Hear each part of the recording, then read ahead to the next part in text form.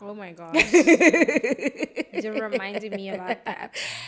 And I roll the window down and they're like, oh, it's you, a black person. Is it fair to play the victim when you also partake in the crime? Yeah, that's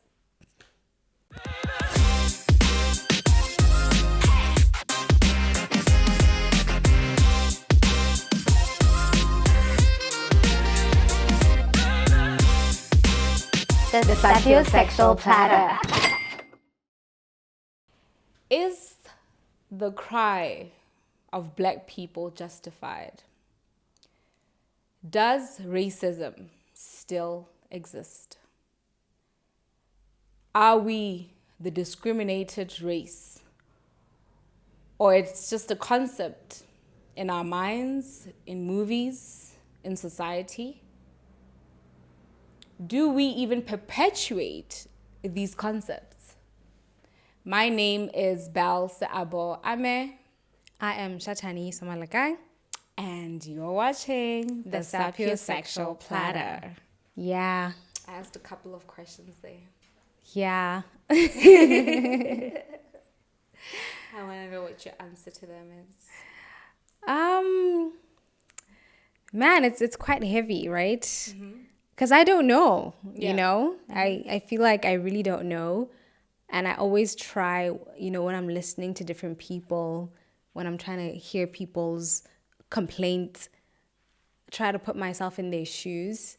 And then sometimes I'm really at a loss, you know? I'm at a loss because, for one, I do think that sometimes we tend to detach ourselves from reality and the obvious evolution of life, right? And the obvious effect of mixing, right? For years, like, you know, if you look from the history or whatever history you know, you just know that people traveled from one place to another place, then they mixed, and then a new culture was born and a new people was born. Yeah.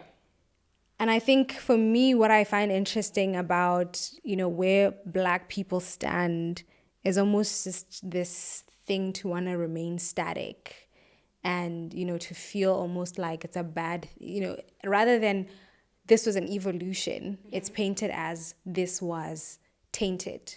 My culture was tainted. My culture was taken away from me. I'm like, you do know that it was never going to be what it is that you remember it to be. Yeah. The same way that I'm not the same person that I was 5 years ago. Like it's logically impossible. Yeah. So if I get to 5 years later and I'm not the way that I was 5 years ago, why am I angry about that? And why do I want to go back to the way that I was 5 years ago? Yeah. I think for me, that's the logical dissonance I normally have with these conversations. While I realize that there's a lot of merit to, there was pain inflicted, there was racism, there's all these things granted. Yeah.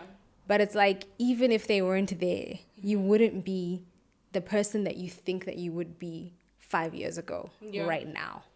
Life is in its nature going to make sure that everybody in it evolves. Yeah. So I think for me, that's it, really. Like, after we come out of the conversation and we have established that indeed this was a wrong, this was a wrong, this was a right, this was a right.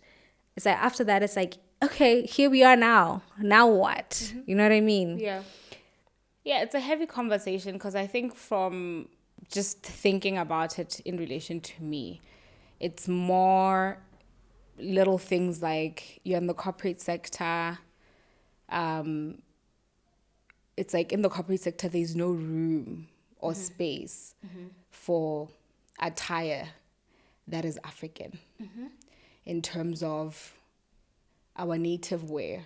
If I was to show up to a corporate session and I'm wearing leather and it's not your typical corporate wear as we know it aesthetic, but more just authentic to the culture of where I'm from, it sort of shocks people's system. And I think it's the lack of that inclusivity or the lack of diversity with different cultures that can exist in the economical sphere.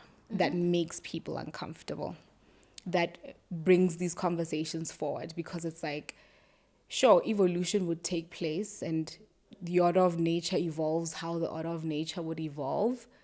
But it's like also at the same time, we do need to address certain things that may oppress us and our cultures. But that's not the conversation. The conversation is all this colonization, slavery, oppressions, discriminations, all the cry of the different Black people in the world. What is our role in it? And do we perpetuate it? Yeah. Because the issue is not, oh, this is what happened to us Black people, it's imposed by other races, and oh, our culture was stolen. There is merit in that. And I do agree with you that, yeah, evolution would take place. But it's like sometimes you look back and you're like, those were not my choices. And that's why I'm angry. If somebody comes and rapes you, God forbid, you become a different person. 5 years down the line, that has an impact. But is it something that you sit around and be like, hoo, boo, hoo, I got raped, so what? 5 years, life goes on. You don't do that. It has an impact. And it's like, you need to acknowledge it and address it. And I think that's why people have those type of conversation, back to that, your point. But it's more... Today is more about our role as Black people. And I liked your point that you made about the staticness of it all. It's like everybody's evolving, but Black people are stuck in an era or stuck in ideologies and concepts that they experienced in the past. And how is that limiting us? And what are we doing about it? But before we get there, what is our role in perpetuating all these concepts? And do we have a role? I think 100% we do. Yeah. Let me speak about what I do as an attorney. Yeah. For a fact, we have a legal opening every year. And all the judges wear like the wigs. Yeah. You know? I still don't understand why we still are wearing those wigs, right?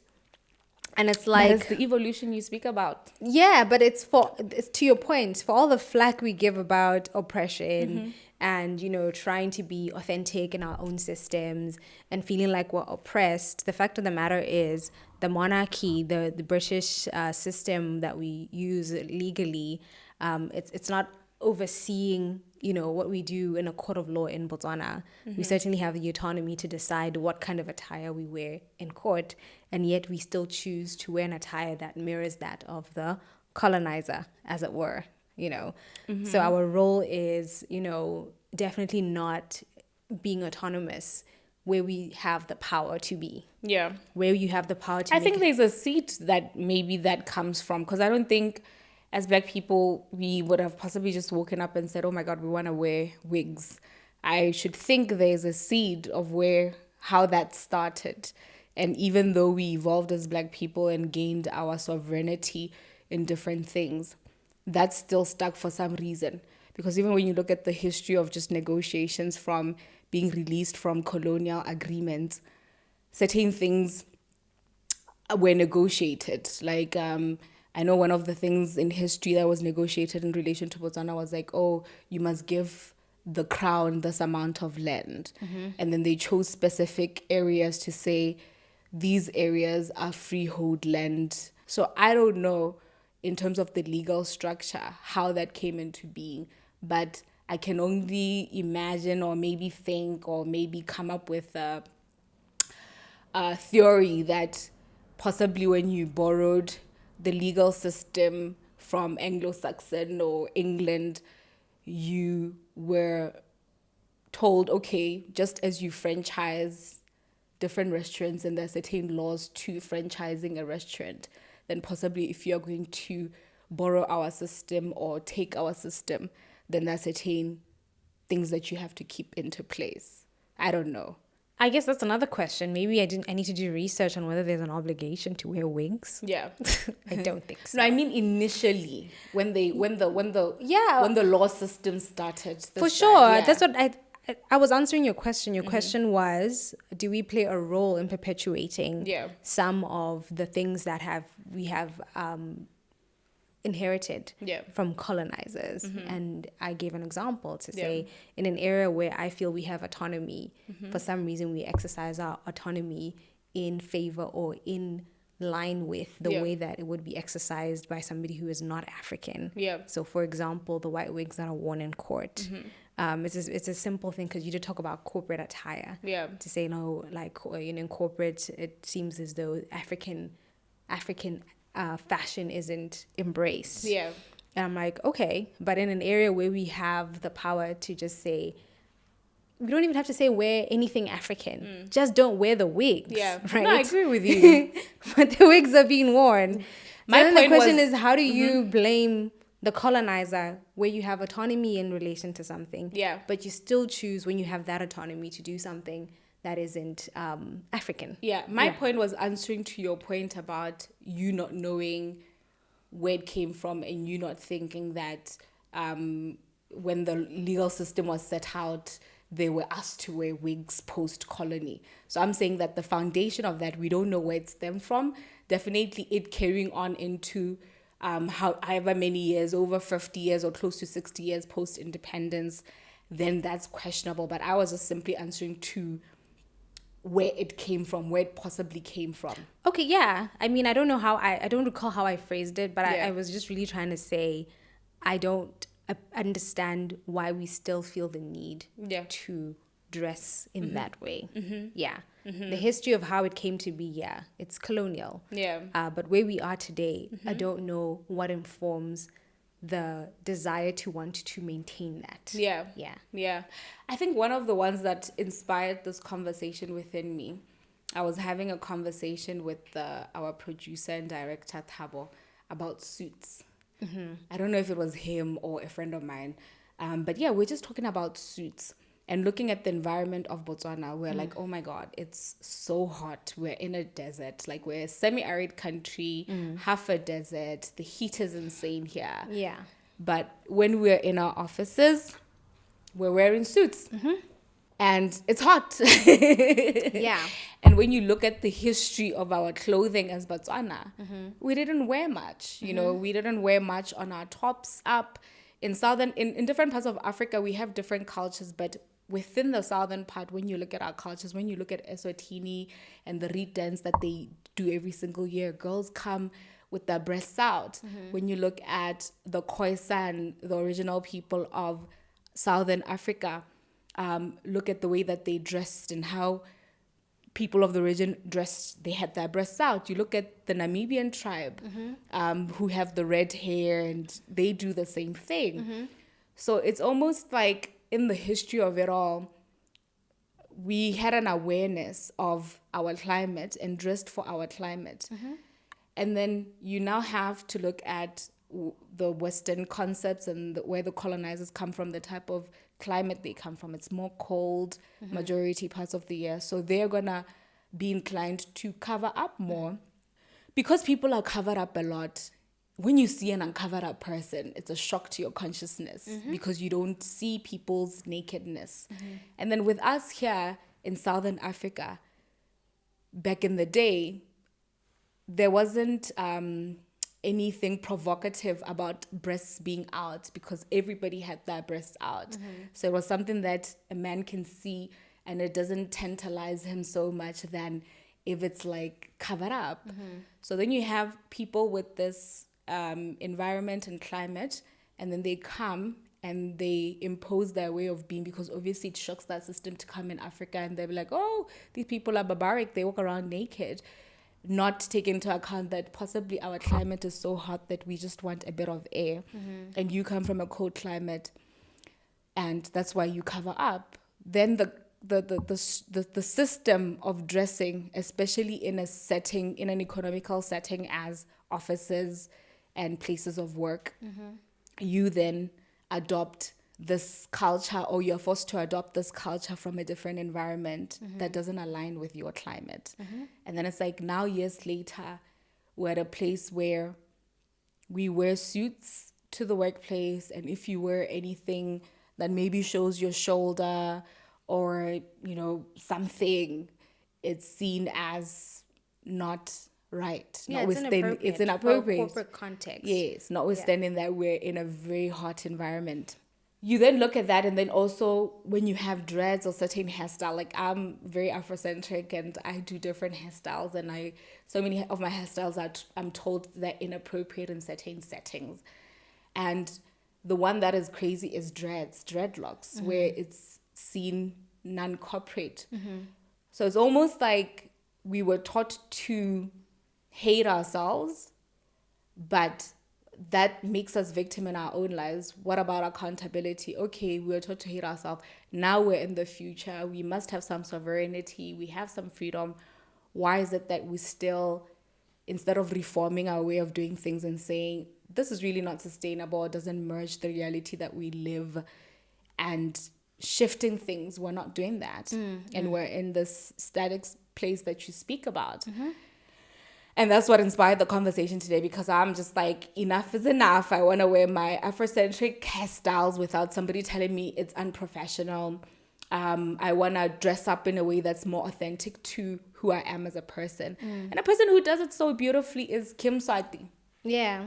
When you see him at the UN, he comes with that little cloth and his necklace with those two little things. And I always look forward to seeing his entrance, because he's one of those few African leaders who still upholds the African identity. And for me, it's so important for us to occupy space in that way, because when you have cultural erosion, you end up lessening your confidence, Yes. and also your power in relation to the world at large. So it's like, if you erase people's culture, people's language, it's a form of soft power.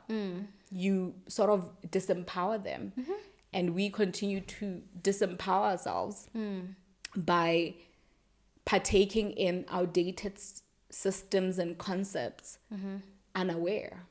Yeah, 100%. I think your last point, unaware. I think to come to the defense of all my African brothers and sisters, if you would allow me, I think a lot of this is we're really not aware. Yeah. You know, you're born into a world where there's already a system in place. Yeah. And there's a way that things are done. And, you know, to the extent that, you know, some of the stuff is beneficial, it seems beneficial at the time, it doesn't seem like it's important to, for example, integrate all languages into the curriculum. It doesn't seem like it's important teach your children about fashion and, you know, how our grandparents used to dress. You know, you're born into a system where people are already working. It seems as though some of this stuff, that soft power that you talk about, is minuscule in the grand scheme of what needs to get done. Father needs to go to work, he needs to make money, you know, food needs to get on the table. And the time to have these philosophical conversations, one would consider a bit of a luxury. And it's only now that people are realizing, well, actually that has come at a cost to our identity. And that identity also is aligned with our confidence, you know, and has a direct bearing on how we show up in the world and how we perform in the world. You know, that it's become necessary to have the conversation. But I think the first thing is to say, look, to be fair, I don't think that a lot of us were aware, you know. But now that we're aware or have some degree of awareness, then it's like, what are we doing? I think a lot of the problem is, like I said initially, a lot of time is spent in the energy of anger and even the narrative around it of, you know, our identity was stolen, they did this to us. So like I said, I find that usually after those conversations, it's hard to then say, what can we now do? You know, because it almost seems like first we need to come up with a major campaign of revenge against the colonizer. And we're not even practical about it, because I think there's different layers to it. There's things where definitely we need to take action. We need to quite literally uproot certain systems, and that's going to require a back and forth, you know, where the West has some hold. But then there are things where really, like I said, if we really interrogate it, we can decide what corporate Botswana looks like. That's something that we don't need any kind of consultation with any external body with. Yeah. Corporate Botswana can come together and say, guys, Rele Botswana, this is how we dress in our organizations. We have the autonomy to do that. We can decide about wigs. We can decide about language. Yeah. The education system can quite literally infuse all the languages. We don't need to consult anybody external to do those things. I think the failure to kind of compartmentalize and say, what are the things that are in the control of this entity, of this country, that we can do without external consultation, that we don't consider at all, and that we then spend so much time warping on the things where you need to have a conversation with UK, you need to have a conversation with Donald Trump about. What about the things that we don't need to have any consultation with the West about? Yeah. Yeah. It's a tough one because I think just even the inability to make those decisions, as you are saying, is just a deep reflection of how deeply we've compromised ourselves. And I say we've compromised ourselves because I want us to take accountability of our history, not from a victim place, but more from what role did we play and continue to play and then now. Because I watched a clip of this lady who's in Kenya, and I don't know if it's you who sent it to me or one of my friends sent it to me on Instagram, and she was just talking about how in Kenya there's this mentality of when you give service in a restaurant, it's like the other races, Caucasians specifically, would get priority, notwithstanding that maybe a black person would have come first. And I think you've had this experience as well, where you went to fuel your friend's car. Oh my gosh. You reminded me about that. You went to fuel your friend's car, and your friend is Caucasian or of a different race. And when you got there with his car, because they had memorized the car, the guys who work at the filling station, they then they flocked to the car. Yes. And by the way, like, we had fueled before at the filling station when he was there. Yes. So the treatment was A star. Yes. Like, it was A plus plus plus. You know, they were going over and beyond. With normally you just have one person attending to the vehicle. There was like 5 of them, just wiping, shining, everything. Yes. Then I happened to use the car for an errand. Got there, they saw the car, and when I roll the window down, and they're like, "Oh, it's you, a black person." Anyway, it's quickly scattered, and I was just like, "Wow, this is fascinating." And I don't know. For me, I was like, maybe they attach more money to him. I mean, he was a tipper. He was a great tipper. But it was. But you are equally a good tipper. Yeah, that's true. Yeah. Maybe they didn't know that. They were not willing to find out. Willing to find out, because I would give you a good tip. I really would. So yeah, it was just a disappointing experience, and having that experience in Botswana was also quite disappointing as well. But yeah, it's to your point about who did that to them, what kind of oppression did they even face for them to even have that kind of mentality? I don't know. But this is what these conversations are about. What do you guys think? Say some in the comment section. Actually, this is a good point. Guys, my fellow sapiosexuals, where are your comments? You guys review week after week, but very few comment. And would really appreciate your engagement on some of these issues. Yeah, let's have the conversation. Let's have a conversation. What do you guys think? Yeah, but what do you think? About the whole incident? It was just more along the line of, you see such encounters, then you're like, okay, we had the history that we have as black people. And some of it is still like, we're still feeling the effects of it with the things that are always reported in other countries in relation to interracial interactions. However, now that we are here and we know better and we have dissected our history and we're healing, it's like, okay, is it fair to play the victim when you also partake in the crime? Yeah, is it fair to be like, oh my God, this is what white people do to us and whatnot? And then you see leaders enter into a room, and when it's fellow black people like them, there's not much respect. Then when it's like a white person enters, everybody just sits up straight. Everybody wants to like put on a show or showcase how intelligent they are. So it's not even just down to the guys at the filling station. Mm-hmm. It's also even in relation to us, because I've seen you do it. I've seen myself do it. Oh my God. Where it's like, oh my God, you know, here's a person. And it's a demonstration of just how deeply entrenched these concepts, these ideologies are. Because we were not even born in the times of colonialism. Yeah. But we feel the ramifications, and not just from other races, that's still there. But we can't point a finger at white people or Asian people that they treat black people a certain way, when us fellow black person treat other black people that way. Preach. You know?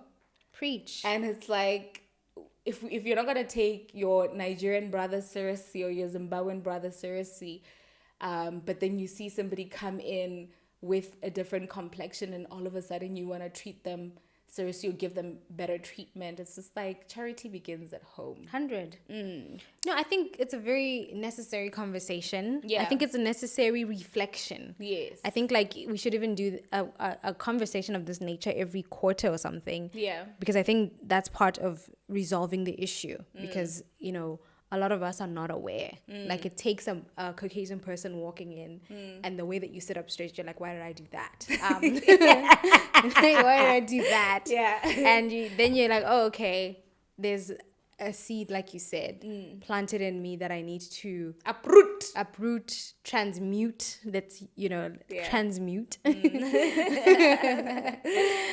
Satan, behind me, Satan.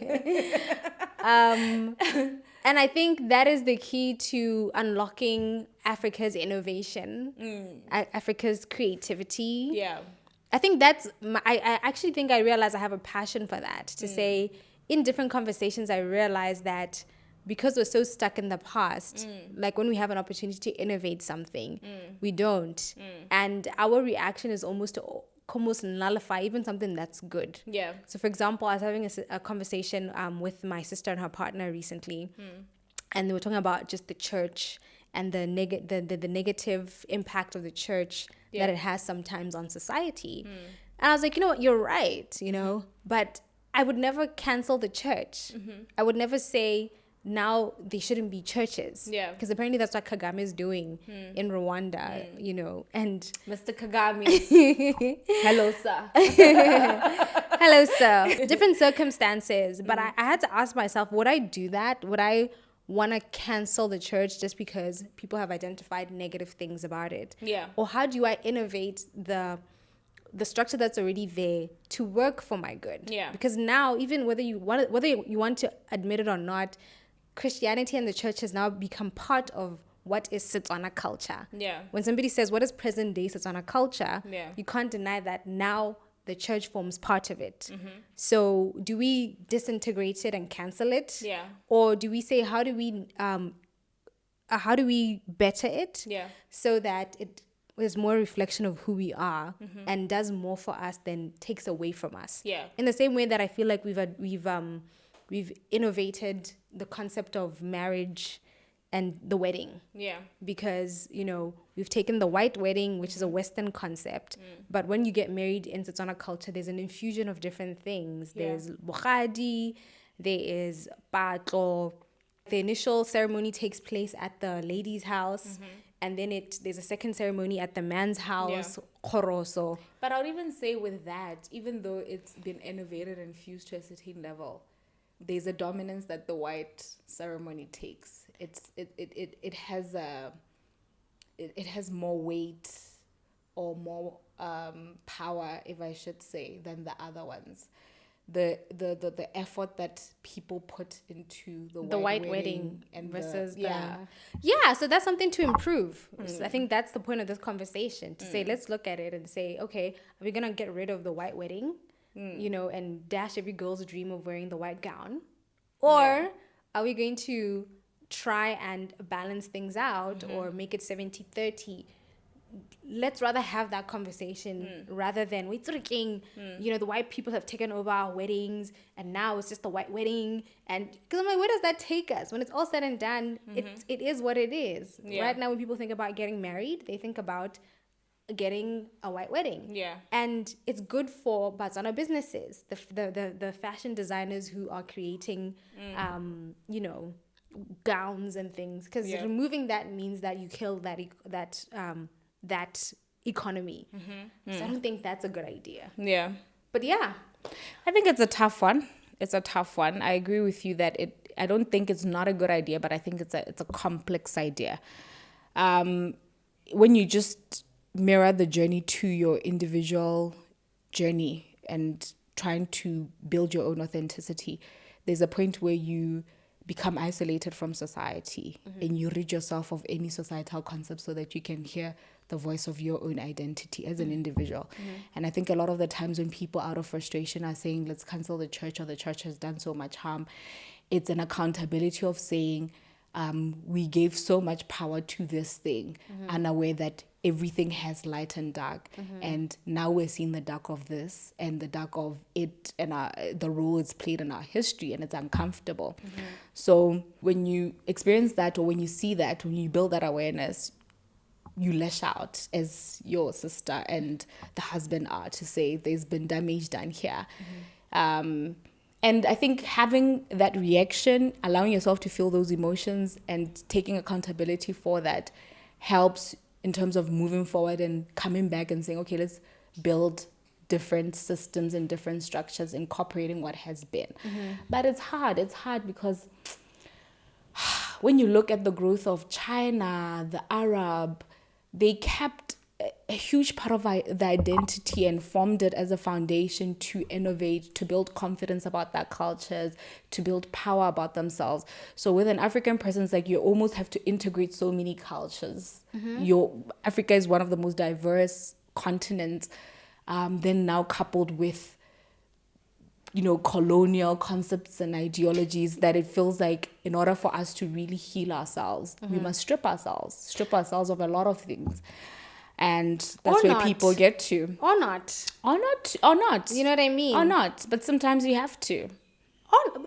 That's what I'm saying. For me, that's what I struggle with. Because you think about going back, right? Who even has accurate depiction of what history was? Yeah. You know what I mean? So I always feel like, guys, we're creators, right? Yeah. This is where we are. Some people have the benefit of, your history has been written down for you, and you can read Genesis to Revelation to get a concept of who your people were. Some of us don't, and some of us never will, and I just don't want anybody to be in despair about the fact that, this thing was lost. It's lost, it's painful, but you have the ability right now to create something. And for me to create, you just take, where am I now? I'm in a country where there's this, there's that, there's this, there's that. Take it and start recording the history, and before you know it, you get down a line and you've formed an entire identity. I think that's how, the colored community sprout in South Africa. Even the Afrikaners, if you think about them, because they're Caucasian in Africa, they're Africans, but they created their own culture. Because what's the point of going back to Europe and saying, let me remember my German, what? You're in Africa. It's hot. Yeah. You know what I mean? You better create your own thing.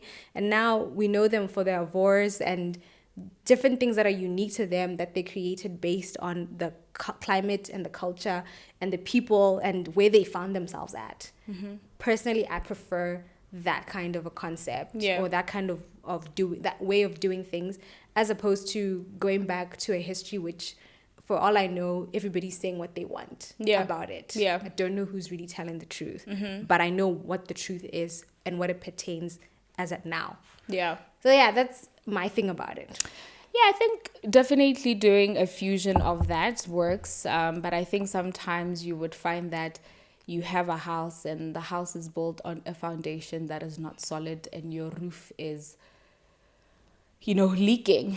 When that's the situation, it's very hard to say, let's continue to build on what exists. Sometimes you just have to break the whole damn house and figure it out and set some, start afresh, start anew. Start anew. You don't even have to be held by identities of what has been. It's the same way that you can be a lawyer one day and then next day you are a media correspondent or a fashionista and you've rebranded your identity. I think even with certain things that we've borrowed from other cultures that exist, they can also be easily nullified and we can create anew. We can create a new history. We can create a new identity. We can create a new way of doing things. And I love the point that you made about we need to come and sit down and say, what does corporate Botswana say about what is the new culture of dressing that is inclusive and that is diversified to include our own identities so that we don't hate ourselves or practice the hatred of ourselves as Black people. My name is Belse Ame. I am Shatani Samalagai. And you've been watching The Sapiosexual Platter.